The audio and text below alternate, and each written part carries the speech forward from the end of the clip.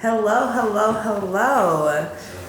Today, we, the ladies of Gold Beans, are back with another episode of Any Given Monday. And today we have the incomparable, the magical, but also very human, generous, gracious, humble. Donblak in the building. Say what's up, say what's up. What's up, what's up? Let me see y'all. We're super excited. Y'all know the drill. We just came off of a great performance for Fourth Mondays, and now we're about to getting to know you a little bit better. So first things we're going to do. Tell them what we're gonna do. Okay, I will. Thank you. So what we're gonna do is give you 1 minute at a time. Now you can't go over, which some people, we gotta cut them off, but you can't go under. Some people gotta think a little bit harder. But you gotta take 60 seconds to tell us everything about who you are, what you like, and what makes up you. Okay. All right? And you can ask, you can tap in, how much time do I have? We'll let you know whenever you need. But I'm gonna start it now. All right. You ready? Yeah, you know you. Yeah.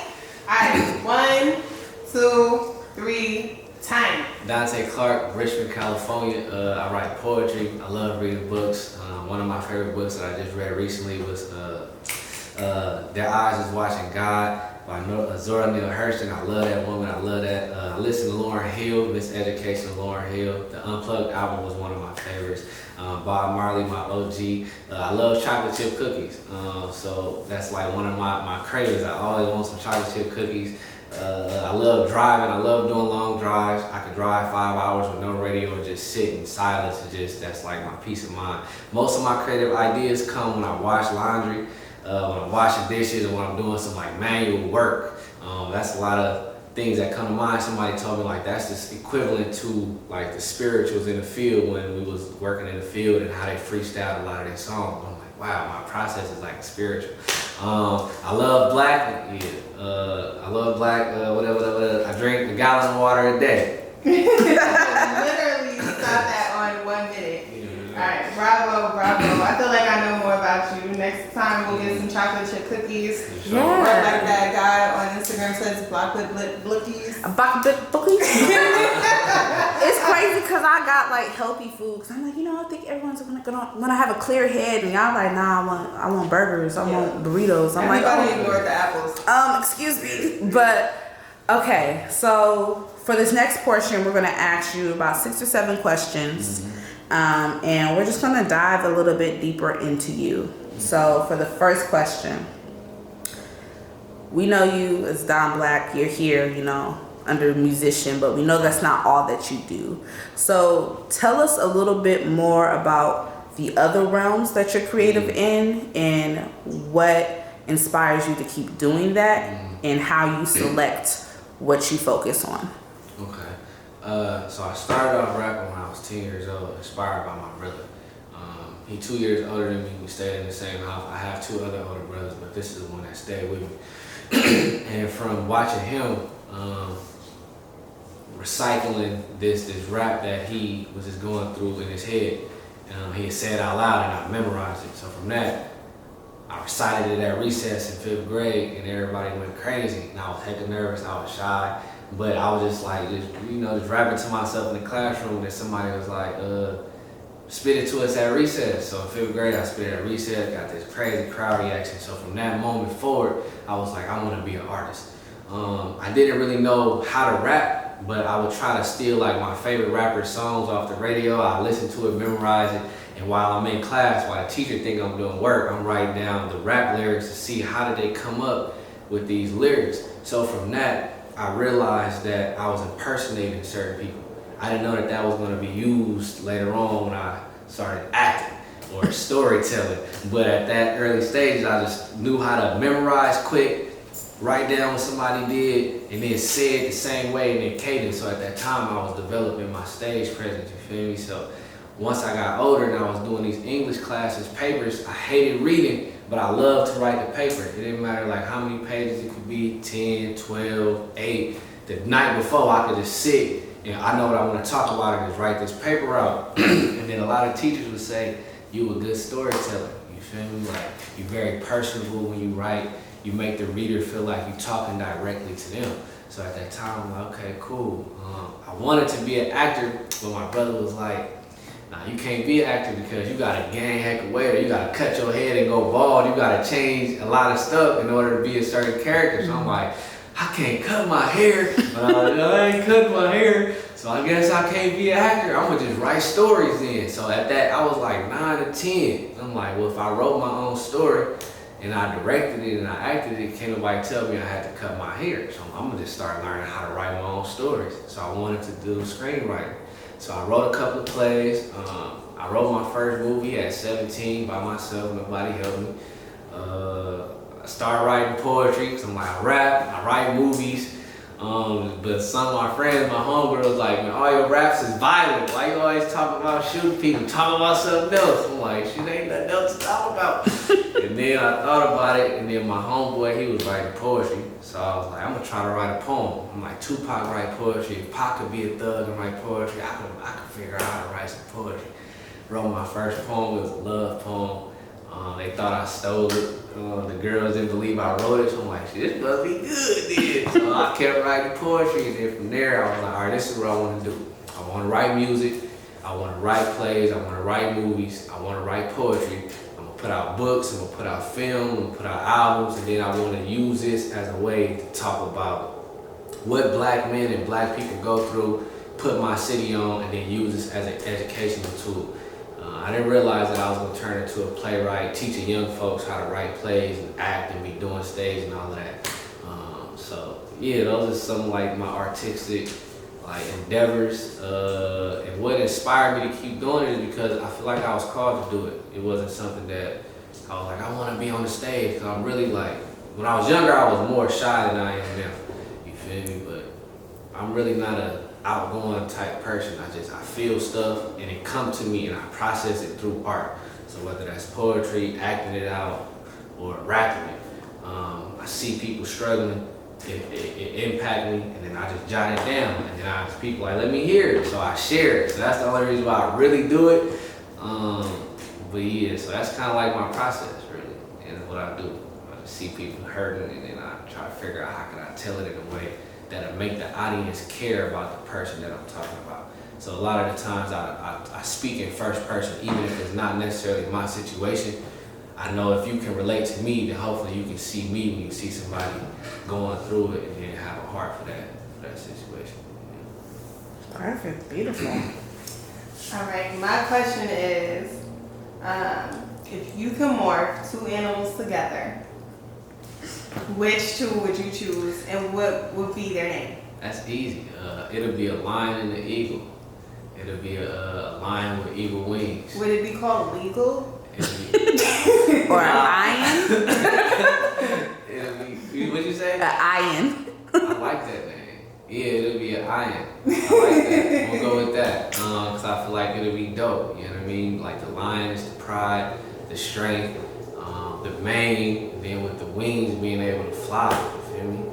I feel like that's two of my spirit animals, if you will. Mm-hmm. Like when I looked up my name and numerology and all of that type of stuff, and then I was talking about, I think it's called like a medicine wheel, and it's like 4 animals. It's like a bear, a buffalo, a wolf, and an eagle. And it said that I fall under the eagle. And it's talking about the characteristics of an eagle. It's like it's spiritual. It's like it's close. It's the only animal that can go high, closest to the heavens, but also come down to the ground. So I'm down to earth, but I can see what other people can't necessarily see. And so it's like the eagle is the bridge between the spiritual world and the physical world. And I feel like the lion also represents that. It's like the strongest animal, and well, where it's at. You know what I mean? It's like on the ground, and just the regalness of his mane and Africa and all of that type of stuff. So putting them together, we call it iron. You know what I mean? Yeah. Iron Man. Iron Black. Yeah. Iron Black. I like that. Yeah. So speaking of animals, this is my fake way segue.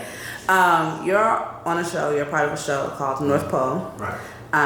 And you talked about how you first thought you couldn't be an actor because your brother was like, you got to cut your hair. But now you've really stepped into that. You're part of something that is, you know, pretty big here in the Bay Area and beyond. So tell us a little bit how you got to be on this particular show and how it's felt like really stepping into like this actor person after thinking you couldn't be that. I got a phone call from an associate in the Bay Area who do a lot of community work. The brother name is Josh Healy. I just remember one day he called me like, "Yo, D, what up? How you doing?" I'm cool. Like, man, look, I'm working on this show. It's a web series, a political comedy. It's talking about gentrification. I got a character with you in mind. Would you want to audition for it? So I'm like, I don't really consider myself no actor, but I'm like, I know how to memorize words and lines easy. And if I can put myself in a situation, then I can just convey that. So I'm like, let me see it. I read it. The director, Yvonne, at the time, he ain't think I was funny enough to play the character Marcus, because he saw me as like I was too serious, like from a distance. And then when I came in there, he was trying to size me up, which I wasn't really tripping. I'm like, I'm just coming at this, you know, just to do something. But Josh thought I was great for it. I auditioned the second time. I showed him my comedy, my silly side, and they was like, all right, cool. We started shooting in the distance, and this is gonna be the cast. And then when they showed me the cast, who it was, I feel like that experience made me appreciate like being myself and bringing myself to the camera and to the crew, but at the same time, like really diving into my character and owning my character. You feel me? It's like I'm not Marcus, but at the same time, there's so many different elements in the North Pole that was my real life.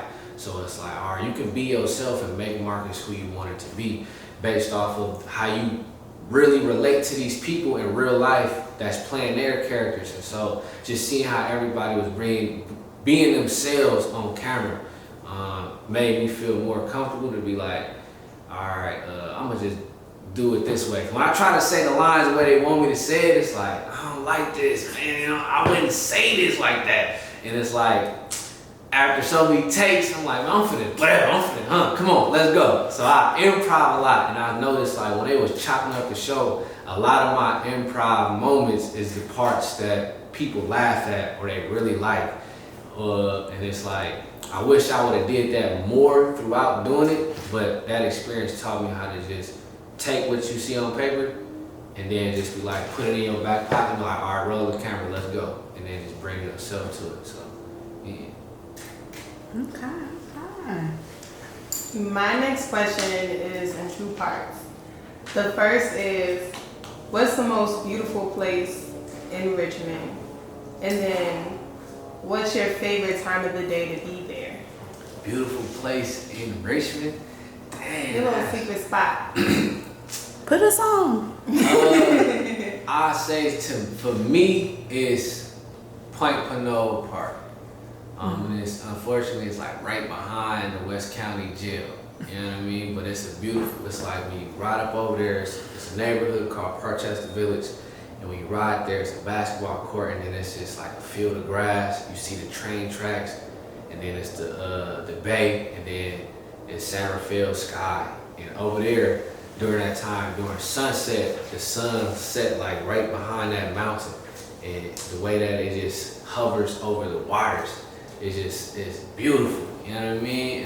That's one of my favorite spots. I love that spot so much that when I used to leave South Richmond from the ride center from work at 8 o'clock, and then when the sun's gonna go down, I used to try to rush to get over there to that area so I can see the sunset. And if you don't go to Point Pinole, I say to the marina. That's another beautiful spot. It's a beautiful park. It's a beach and then a park, and it's a beautiful greenery, trees, and then you can also see the sunset and the waters. So my favorite time of day to go up over there would be the sunset. Either South Richmond at the marina or all the way in Point Pinole. Whichever one I can get to first. When the sun's setting, I'm trying to get there. That's the spot. And at Point Pinole Park, you can hike and go through like the woods, and it's a beautiful reservoir up over there. So, yeah, I say for scenery, I say those two places. How often you get to go? Not often, because I don't really be in Richmond like that all the time. But whenever I come and I want somewhere to like chill, be to myself, I'm going either behind the jail or I'm going to South Richmond. So especially during sunset hours is the best time to go. And if people don't know by now, they should know that you're from Richmond. Yeah. Richmond. And I'm from Oakland, so. And I'm from New York, Westchester County. Westchester. That had nothing to do with what I was about to say, but I just had to though. Y'all not about to all say what y'all from.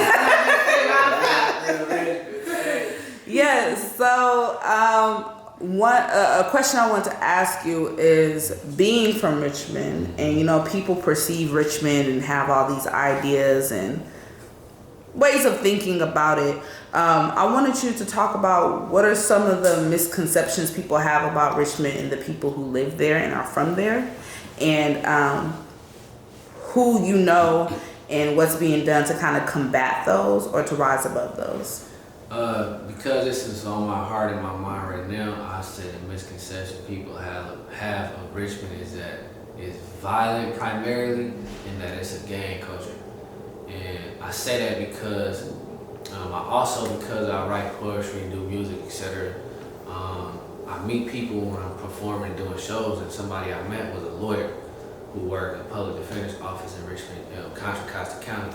And they asked me to come one time to a Black History Month showcase that they had for their public defenders to perform, show a video of mine and perform some poetry and talk to them about my experience with being Black in Richmond, California. Because a lot of the lawyers that represent us be white and they not from where we're from. So like, why don't you come and tell them your experience, how we can best serve this community? And so what I was trying to tell them is like, in the courtroom, they gonna paint us as violent, super predators, gang members. And I'm like, I can't speak for other cities and other places, but Richmond, California, what y'all don't know is it's a small city and everybody out here is literally related. You know what I mean? Like when we came from the South during the 40s for the war and et cetera to escape racism, a lot of people came to the Bay Area. They came to West Oakland, San Francisco, and they came to North Richmond. And from North Richmond, they spread it out when the color lines allowed us to move into the areas where the white folks took flight. So I'm like, what y'all don't know about Richmond is it's a small country town. You know what I mean? And everybody out here is related. Like my grandma, my dad's mom got 92 grandchildren and 100 plus some great grandchildren all throughout Richmond. And that's just my grandma. You feel me? I got cousins all over the place. So what a lot of people consider gang, it's not gang, you feel me? It's like, you can't go out there and say you from this neighborhood or from the city without being from the neighborhood, because it's North Richmond, Central Richmond, all the South, Parchester Village. So when you say you're from Richmond, you gotta be from a side. And based off what side you say you're from, somebody know your granny, somebody know your mama, your brother, your cousin, your niece. It's like you known off the rip, like soon you step out there, and I think that's so beautiful that I know for a fact, you drop me in any neighborhood, somebody out there is my cousin, and I don't even have to know them or be raised with them. Somebody out there is my cousin, you feel me? Although it is violence, I feel like it's still a beautiful place, and it's one of those, it's like we the little big brother in the Bay Area, you feel me? Everybody know Oakland, all across the world, Oakland. People know about Berkeley, they know about the city, but Richmond right here, and it's like we inspired the Black Panther parties to even do a lot of the things that they was doing, but Richmond don't really get that shine, you feel me? So I feel like it's a lot of people out there in Richmond who got that chip on their shoulder. Another thing you need to know about Richmond is that Tupac recorded his first album in Richmond, California.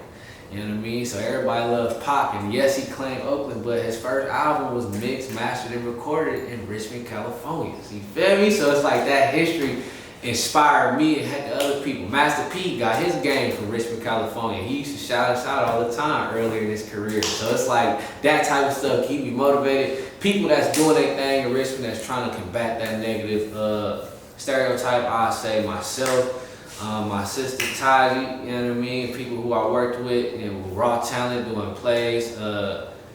It's a heck of organizations. I don't really want to leave nobody out, but it's some folks out there who work within the after school program, the high schools, and that's just poets that's on the ground just trying to paint Richmond to be as beautiful as it really is, while at the same time, documenting, the struggle.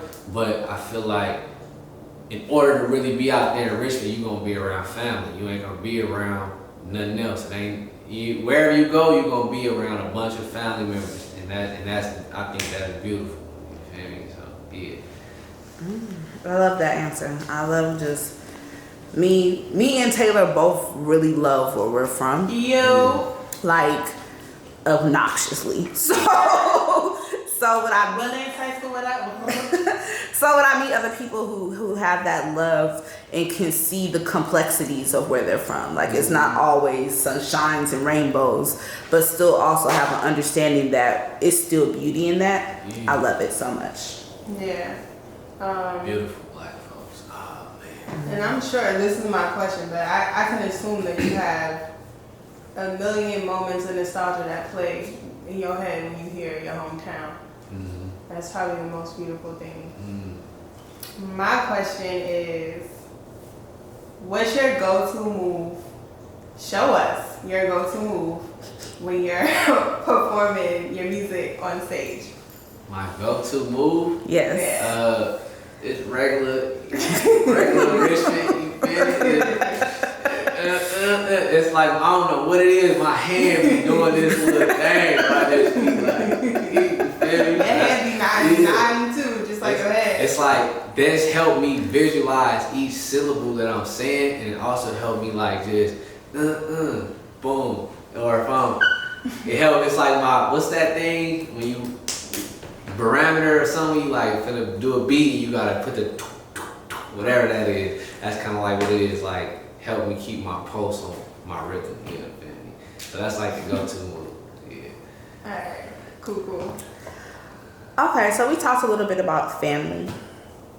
Taylor and I, we've been diving into relationships and things like that, and the parts that they play in our lives. And we know that you have 8 siblings, and you said a double-digit niece and nephew number. So I wanted to talk a little bit about how those relationships keep you grounded, how they motivate you, and just how they play a part in your creative process. Grounded. Me being the second youngest, I got 3 older brothers, 4 older sisters, and a younger sister. So just seeing like one of my brothers, people say I look just like him. Got the same dad, etc. So when I'm around them, it's like their reputation in the neighborhood or in the streets is, respected. That walking in their shadows of like, you love such and such, made me be aware of how I can be a benefactor or a victim to walking behind somebody else's footprints. And what I mean by that is, if you saying I look like my brother, or I'm little such and such, whatever it is that they doing, you gonna expect that from me ×2.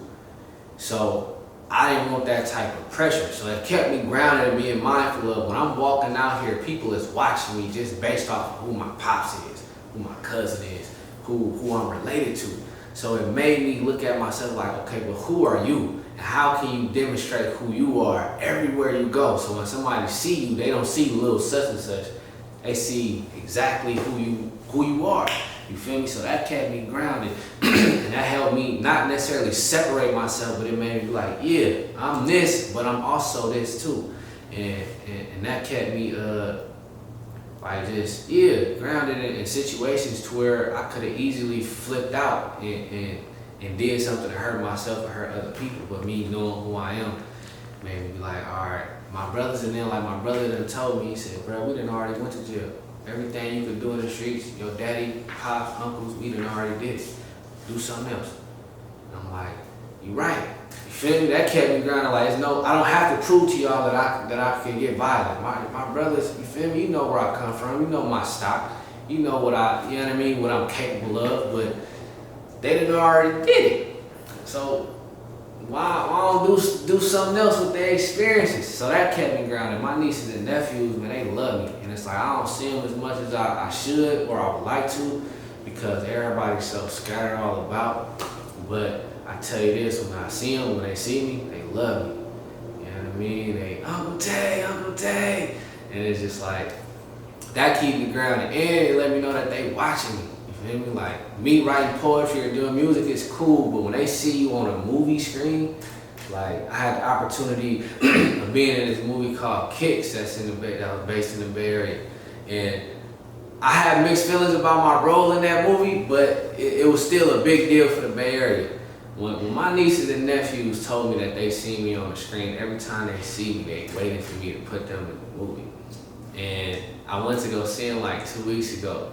It was like 7 of them up in the house. They playing and stuff. I'm watching, they're like, "Whoa, let's watch your movie." I'm thinking they talking about another movie like The North Pole or Romeo and Bleed. They talking about Kicks. And I'm like, I do not want to watch this with y'all because the content is so explicit. But they wanted to watch it with me. You know what I mean? And that kept me grounded to be like, you felt conflicted doing it, but your little nieces and nephews is watching this film, and it's like, that's my Uncle Tay. So it's like, how could I be mindful about the art that I create, or the messages that I put out there, or how can I be around more so they watching other people's videos too and songs? How could I be there to teach them, like, yeah, you don't want to do that though. You know what I mean? Or this is the context behind that. These are consequences. This is this and that. And it made me really reflect on, like, dang, bro, you got a big responsibility to try to be there. Yes, I'm trying to help other neighborhood kids and go to court and be in trial testifying on behalf of people, but you got 23, 24 nieces and nephews who is also observing everything that's going on and how you're gonna be there for them. So that keep me grounded to be mindful of how I'm moving, but it also make me be like, man, bro, it's certain things I can't be there for everything. You know what I mean? So yeah, that's my relationship now. I'm trying to find that balance of self, world, and family. You know what I mean? And sometimes it just overlap. You trying to grow yourself, but you trying to raise your nieces and nephews, but you don't want to offend your siblings. They still out there doing what they do. So it's like, now that I'm a vegan, I don't want to tell them, "Man, you shouldn't eat that." You know what I mean? That's the leading cause of diabetes. But the whole family like, you used to eat it, now all of a sudden you think you better than it. It's like, all right, I'm gonna be quiet. You know what I mean? So it be crazy. You spend a lot of time by yourself. When you come around family, I'm learning to just be quiet and try to, just show love. Just come and see everybody, hug, just make sure you smile a lot, and it's all good, and just keep it moving. You feel me? So that's kind of like where we at now. That's funny. With all your questions, these questions are very random, but all of your answers are so thought out. I can tell that you spend a lot of time thinking and organizing your thoughts, or I'm assuming that you do, because every answer is like, well, like I can just tell if this has been like on your mind. Yeah, am I lying? Nah, I spend, like I said, I drive 4-5 hours and just be thinking. Okay, my question, we're gonna do 2 more. My question is, or in part, Lynn's question. So shout outs to Lynn on all of these interviews. Shout outs to the team, Taj's videography, Dorean's photography, Lynn's writing, knowledge, hand thrown. Her logistic Tajianna. The question? Question. My last question is, what's your dream project? Okay, a dream project. I wrote a play called Tajianna. It was a Richmond interpretation of Romeo and Juliet. That play was turned into a documentary, which is called Romeo and Bleeding, which I mentioned a couple times. You can check that out on iTunes, etc. It talks about North Richmond versus Central Richmond, and I play the lead character, Tay, in Tajianna, which is the Romeo character. And so my dream project would be to take this play and turn it into an actual movie using people from Richmond, California as the characters, from the older person, the young person, all locations. And everybody on the project don't necessarily have to be from Richmond as far as like behind the scenes, but I would love for everybody in the film to be from Richmond, California, because we really live these experiences that we talk about. Like, we see Romeo and Juliet and it's fictionized. And it's like, that's really our story. So I would want people that's really from Richmond, California to tell their story. And I would also want to use the script as an opportunity to dive into the history of Richmond, California, and the violence and the trauma and the divide between our neighborhoods and use it as like a healing circle opportunity to talk about your loss, what you experienced, to voice your opinions about how we can move forward, and use this film as a way to move the whole city forward in the conversation of reconciliation. So I love for Richmond artists to be a part of the filming, a part of the soundtrack, a part of the wardrobe, the set design. Like I want to put people from Richmond in the film behind the scenes and put money in their pocket, while at the same time using it as a healing opportunity. And I feel like that'd be a major way, in a big way. I haven't really heard too many stories of that, taking a real life situation and turning it into a play or a film that everybody is familiar with, but telling it from a Bay Area, Richmond, California perspective, and everybody on staff is black and from the city. And it's really, and you see the behind the scenes of like, oh, they filming was like, people really done got killed here, and this is the community, and I know it'll be painful and traumatizing to like reenact certain situations, but at the same time, it's like most of the music and the videos we watch anyway is reenacting the situation. So I feel like if we put the right people on this project to lead these discussions and to bring context and a history lesson and all kind of stuff, I feel like that'll be if I could just do one project, it'd be that, and I feel like I wouldn't have to write or do nothing else. If I could just do that, that'd be like one and done, you feel me? So yeah, Tage Harmony, I love to get that out there. Okay. And I'm about to jump into the last question for this round of how we're doing questioning. And then we're gonna split that hot fire with the fire round. No, Leah. But my last question, I just want you to talk about a couple of things that brought you joy over the past couple of months. Oh, what brought me joy? Last couple months. Playing with my nephews. Like 4 years old, but I swear he an OG. The things that he say is so wise and so like just sharp. It's just so funny. So I'm playing with my nephews, nieces and nephews, with my little nephew Curtis, baby Curtis. He's something else. That brought me joy. Going swimming in the lake in Mount Shasta. Like it's a beautiful lake out there. Just being able to just get in the water and it's just warm. It's quiet and you just out there. And I practice like just swimming with my eyes closed and then just getting far out and just sitting in the water without even looking and just imagining where I could be. So when I open my eyes, it's just like a very peaceful and calming experience, being able to do that. Riding on this 4-wheeler, I be driving crazy on that thing. Like on the freeway, I drive cool. When you put me on that bike, I be so it's like doing that and just having a lot of land to do that. That brings me joy.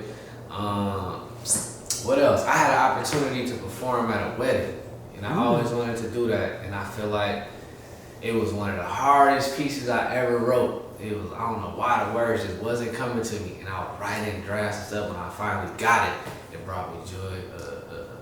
What else? Man, I know it was some other stuff.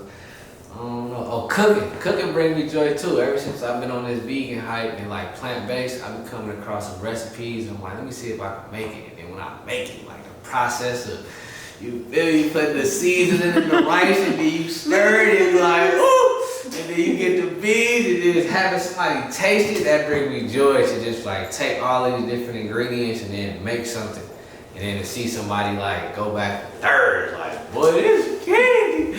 Like, that brings me joy. Like, oh no, that brings me joy. Yep. All right.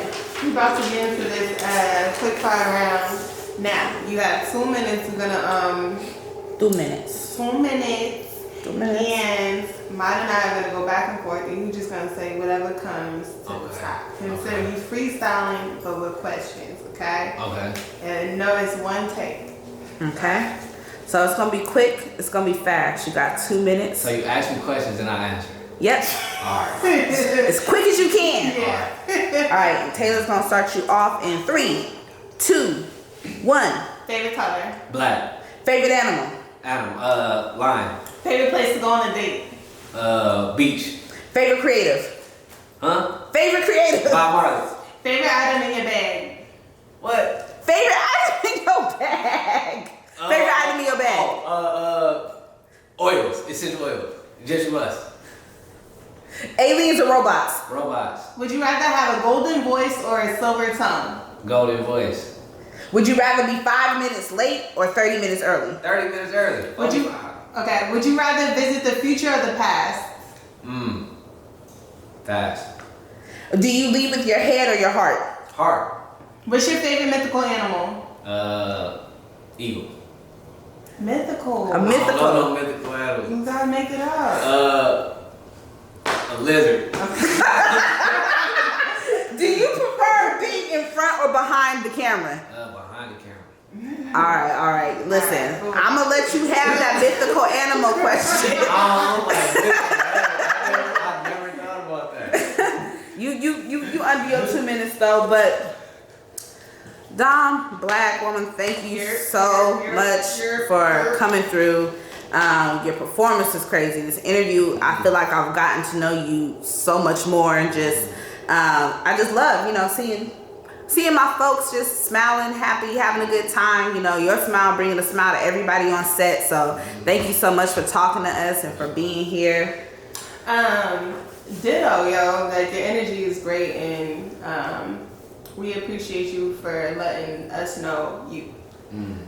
So that's Any Given Monday. Any last words? Any plugs? Any words of wisdom? Words of wisdom. Wait, hold on. What would you text if you was that nigga in the bathtub? If you was Russell Simmons, at least you have to give us a thought. In the bath. Dang. Russell, that's crazy that y'all said him. You said, say that, ask the question again. Oh, that's not Russell Simmons. That's Rev Run. If you was Rev Run in the bathtub, sending a text, ending it all, it was some words of wisdom. What's your words of wisdom to end it all? What you think is what you speak, and what you speak is what you do. So make sure you think, speak, and walk in love. You know what I mean? Hey. All right. Cool. Somebody put that on a thing. Have to cry.